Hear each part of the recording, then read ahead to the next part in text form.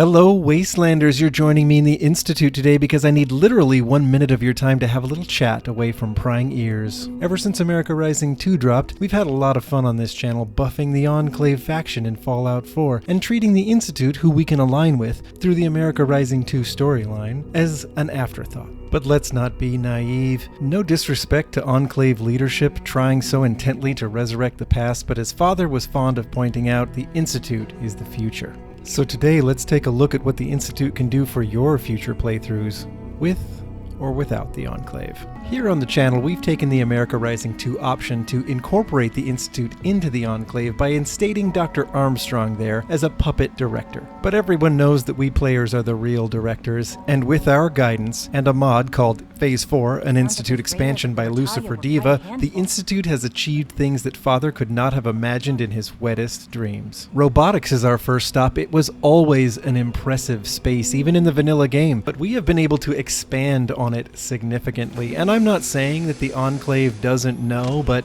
the Enclave doesn't know. Follow me through this new door here to the repair bay. This room expands the Institute's production capabilities significantly, and as you can see, we've managed to stockpile quite a number of synths for whatever future uses our twisted little minds can come up with. Next stop on the tour is the clandestine SRB, and through that door is Diagnostics, a room straight out of Westworld where Gen 3 synths are sat down to be reprogrammed, deprogrammed, who knows? It's all way too secret to talk about openly here, and if we think any of these synths are hiding secrets from us, behind us is the interrogation room where, well, why don't I just show you? The subject is down there, the button labeled execute is up here, and the intimidating looking disruptor is up there. I think you get the idea. Next is Advanced Systems, where we have commissioned a considerable expansion of the Cybernetics program that gave Kellog his enhancements. And by adapting the SRB's Synth Reclamation Chair technology, we are able to implement a number of cybernetic enhancements to our character, but we'll have to talk more on that later. Because we have also made large expansions to our general laboratory facilities for research throughout the Institute, not just the department-specific stuff. And with all this deep thinking that needs to go on, we're giving our scientists only the bougiest of recreation facilities, this underground Zen garden for their contemplation and inspiration. And in the Institute, everyone gets top-notch housing. Not a bunch of wooden shacks with chicken wire for windows. No, we are stacking them into premium housing like sardines. Do you think they know about this back on the oil rig? Hardly.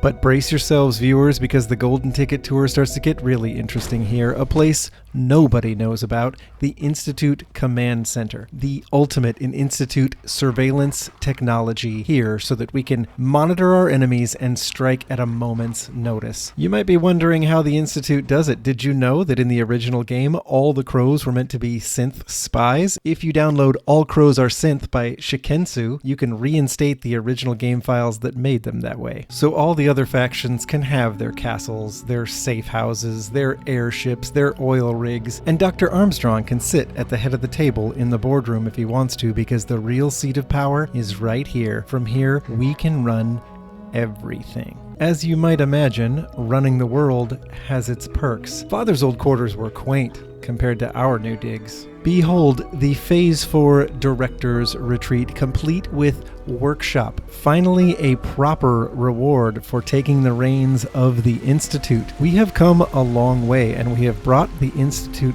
with us. Under our direction, and with the help of Synth Power Armor by Tumbajamba and Institute Technology Overhaul by Micalov, we have moved the Institute from this stillborn relic of a power armor suit that the Institute never properly implemented, and this flexible but underwhelming Institute weapon, into a new era of innovation and military dominance. On our left is Tumbajamba's Synth Power Armor. Modular tech is something that the Institute has always done very well. Tumbajamba's Synth Power Armor takes that up a notch with a lot of customizability and style points for days, as usual from Tumbajamba. Speaking of style style points if you want to get your hands on these Dark Institute weapons or this Dark Synth uniform. Check the video description for information about options for that. And if you want options, there is no single addition to the Institute weapon catalog as sweeping and as well conceived as the Institute Technology Overhaul by Micalov. I'm a fan of immersion, and Institute Technology Overhaul does not disappoint. Not only does it give us tactical weapon options that make sense for the Institute, it also gives us the lore to go with them. The mod is linked in the description for the video. You'll have to check it out for yourself, but let me give you a taste. This is the Institute Adaptive Launcher, a stylish and flexible launcher that can fire rockets, mini nukes, missiles, you name it, in multiple configurations.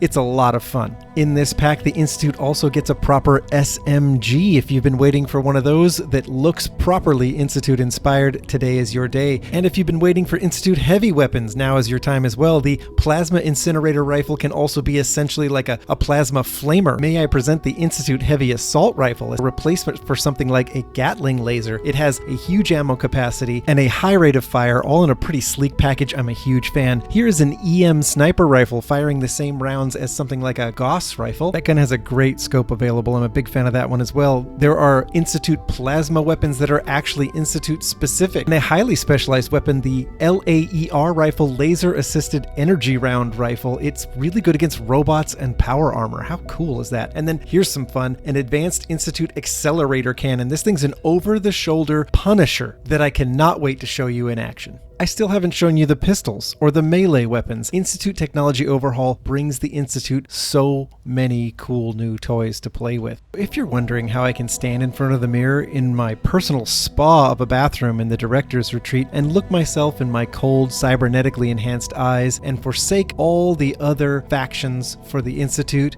well, the answer's pretty simple. Awesomeness. Awesomeness is how. My loadout is a case in point. I'll be wielding this electrified serrated Institute assassin sword made of plastic. This heavy assault laser rifle has 200 shots, can fire multiple ammos, and is a beast to wield. And in a move that makes total sense, the Institute decided not to use plasma rounds that are super unstable, but developed an EC pack for their Plasma Defender rifle. It has some serious knockdown power, plasma done right. A fast-growing favorite of mine, the EM Sniper Rifle, fires 2mm EC rounds. Less powerful than a Gauss rifle, but there's also none of that wind-up stuff, and it has a really nice scope. The damage and fire rate on this accelerator cannon don't look that overpowered, but you have to remember it runs on fusion cores or plasma cores, so it has a huge ammo reserve. It can just keep going.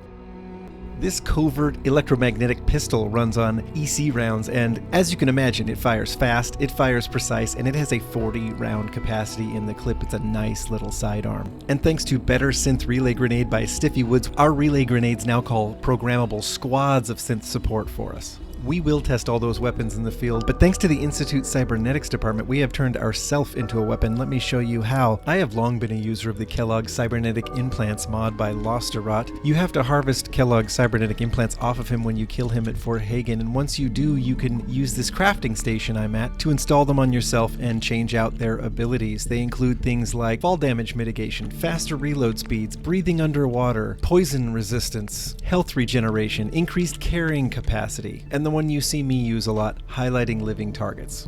But the Cybernetics department in Phase 4 has developed options I haven't even tried yet. Nanobots, infrared oculus, light-sensitive night vision, teleportation, things like that you'll have to try out for yourself because I haven't even had a chance yet.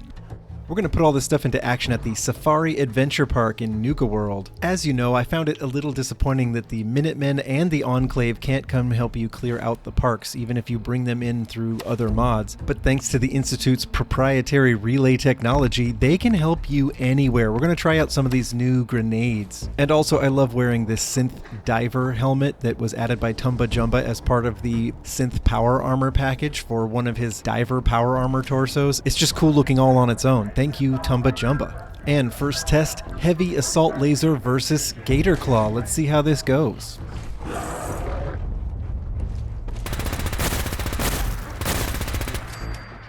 Yep, as I suspected, he can duck and weave all he wants. With 200 rounds in the clip, he is going down. And as Sito leads us through the park, we're going to choose which of these synth grenades we're going to use. We're going to start with the basic variety, the Synth Squad Grenade, just a squad of synth. And for my weapon, I'll be using the Covert EM Pistol this time. Here's a promising spot. There's a Gator Claw just laying there. So, test number 2, Synth Squad versus Gator Claw.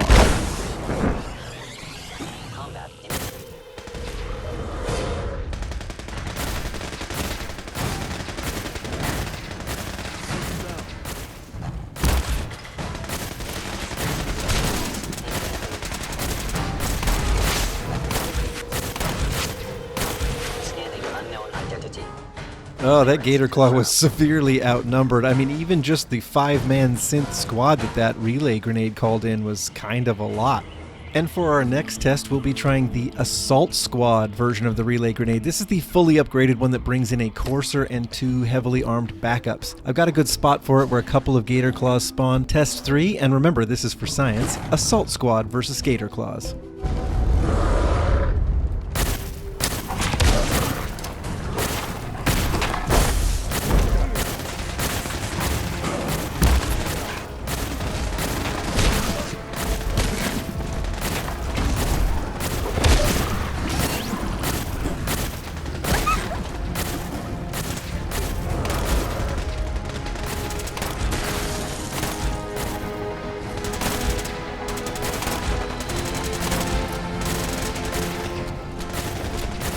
Test 4, ECM Pistol versus Gator Claw. Looks to me like this Assault Squad can handle themselves, and I really do like this little ECM pistol. It fires some kind of exotic rounds, but it's a great little performer. Whoa, whoa, whoa, who just threw that Gator Claw? Who did that? Was that you, Sparky? And what are first gens doing here? They weren't a part of that relay grenade. You know what? It might be because we also downloaded the mod Synths Spawn Synths that let synths spawn in with relay grenades of their own on board that they can throw and call reinforcements. I know what you're thinking. Wouldn't that just turn into synth inception? But no, they don't all spawn in with relay grenades. The chances go up the higher level the synth is, and they don't get like loads of them. So don't worry, it's not as crazy as it might kind of sound. Test 5, Plasma Defender versus Gator Claw. And wow, that was a short one. Plasma Defender, I like you. EC packs for it are kind of hard to get. You got to craft them yourself, but it sure seems worth it. Okay, next up is the EM Sniper Rifle. We're here at the Wild Anaconda or whatever this roller coaster is. There are plenty of Gator Claws up here to test this stuff against, but I'm going to go to higher ground because this is a sniper rifle we're testing after all. Plus, I want to observe what the Synth Support Squad relay grenades do for me. That should be a synth leader and a couple of well-armed troopers.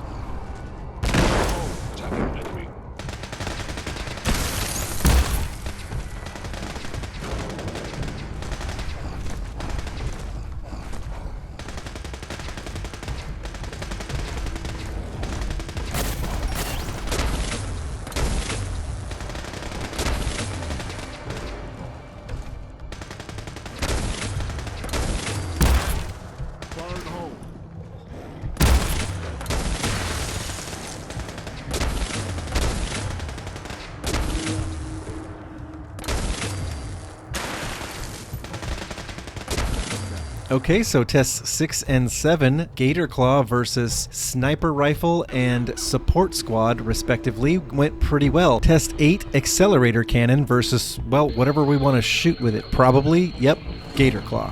Here goes. Oh, yeah. Yeah, I told you that was going to be kind of a brutal weapon. Here, let's try it again. I want to shoot it at something else. That went almost too fast, right? Bromolough Longhorn. You know what? I don't want to shoot you just yet, man. There's just something about killing livestock that feels wrong. Let's go for the Gator Claw first.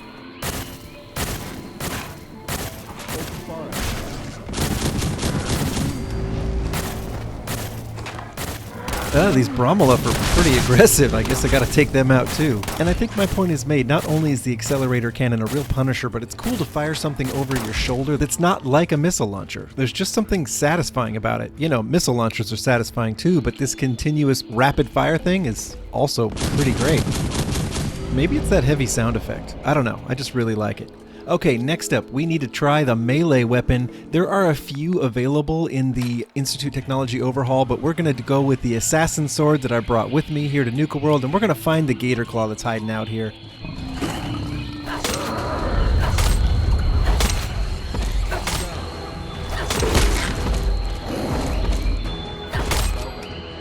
Test 9, Assassin Sword versus Gator Claw. Well, here are the things I observed. Not that I'm really much of a melee player. Its regular attack damage was, reasonable, and its critical strike damage was really high by comparison. I'm glad it took a few hits to take out a Gator Claw, though. Otherwise, this would be way overpowered, and what's the fun in that? I've mentioned a couple times so far how much I like the scope on the EM Sniper Rifle. The treehouse is a good place to show you why. Way over in the corner of the park, there's a Gator Claw waiting. Institute weapons are light, and so the scope stays pretty steady. It's like a reconnaissance scope in this, wide angle feature that it has, and the pip marking. I guess some of the credit goes to the gun. Its recoil is really manageable. I found it very easy to use.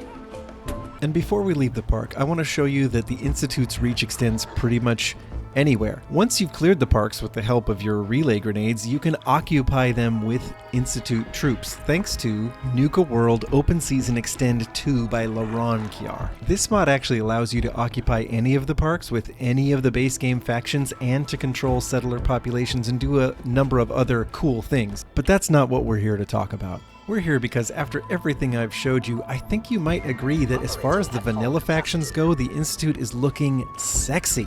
And if you are an America Rising 2 player, yes, the Enclave is pretty cool, but its alliance with the Institute is a shaky one. And if you do have to pick a side, why not pick the side of the faction that can assert itself in more places and more ways? And if you liked bringing the Institute to Nukaworld, well, I've got bigger plans than that. We're going to extend the Institute's presence beyond places like University Point, or the CIT Ruins, or the Makra fish packing plant, or isolated pockets of the glowing sea. I want us to take Synth Power Armor to new places, and we can thanks to the Power Armor Replacer patch by Z140. I want us to have Synth Infiltrators that look like members of other factions, combat ready and embedded in the Minutemen, the Railroad, the Brotherhood of Steel, the Gunners, the Raiders. I want them everywhere. Thanks to a new mod that dropped January of this year, 2024, Improved Institute by Warsaw, we can. Here's a Gunner Synth Infiltrator helping the Institute in a fight against the Brotherhood. Here's a legendary infiltrator in the Minutemen. Don't take too long to let that sink in, because I've got more possibilities to show you. We're here in the Mechanist Lair because in addition to converting it into a secret factory away from the Enclave's control, we are also using it as a test bed for the mod Build Synth Automatrons by Retake Crew 7.